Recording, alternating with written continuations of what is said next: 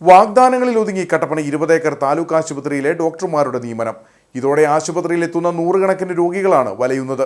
ആവശ്യത്തിന് ഡോക്ടർമാരില്ലാത്തതിനാൽ രോഗികളുടെ നീണ്ട നിരയാണ് ആശുപത്രിക്ക് മുന്നിൽ ഉണ്ടാകുന്നത്. ആശുപത്രിയിൽ ആവശ്യത്തിന് ഡോക്ടർമാർ ഇല്ലാതായതോടെ ഓരോ ദിവസവും രോഗികളുടെ നീണ്ട നിരയാണ് ആശുപത്രിക്ക് മുന്നിൽ കാണാൻ കഴിയുന്നത്. നൂറുകണക്കിന് രോഗികൾ ചികിത്സ തേടിയെത്തുന്ന ആശുപത്രിയിൽ 3 ഡോക്ടർമാരുടെ സേവനം മാത്രമാണ് ഉണ്ടായിരുന്നത്. ഇതോടെ മണിക്കൂറുകൾ രോഗികൾക്ക് കാത്തിരിക്കേണ്ടി വന്നു. ചിലർ ഡോക്ടറെ കാണാതെ മടങ്ങി. താലൂക്ക് ആശുപത്രിയിൽ ഇത് നാളുകളായി തുടരുന്ന പ്രതിസന്ധിയാണ്.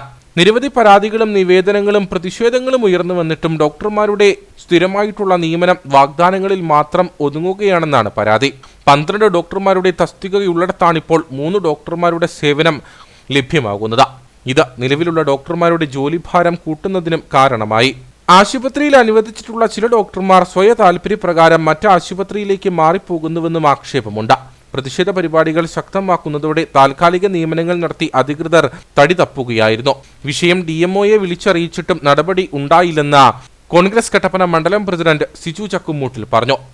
നിലവിൽ ഇവിടെ തസ്തികൾ അനുവദിച്ച് ഡോക്ടർമാരെ നിയമിച്ചെങ്കിൽ മാത്രമേ ഈ വിഷയത്തിന് പരിഹാരം ഉണ്ടാവുകയുള്ളൂ. അല്ലാതെ നമ്മളിപ്പോൾ DMOയെ വിളിച്ചിരുന്നു, ബഹുമാനപ്പെട്ട മന്ത്രി വീണ ജോർജിനെ വിളിച്ച് അദ്ദേഹത്തെ കിട്ടിയില്ല. ഒപ്പം ബഹുമാനപ്പെട്ട നമ്മുടെ റോഷി അഗസ്റ്റിൻ MLA മന്ത്രിയെ വിളിച്ചപ്പോൾ അദ്ദേഹം കോട്ടയത്ത് അദാലത്തിലാണ്.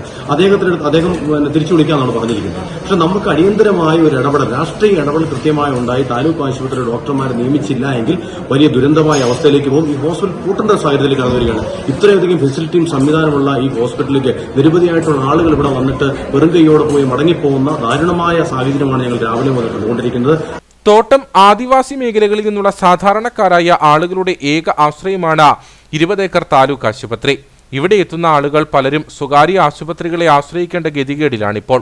ഇത് താലൂക്ക് ആശുപത്രി അടച്ചുപൂട്ടലിലേക്ക് എത്തിക്കാനുള്ള നീക്കവും അതുവഴി ചില സ്വകാര്യ ആശുപത്രികളെ സംരക്ഷിക്കാനുള്ള ശ്രമവുമാണെന്നും ആരോപണമുണ്ട്.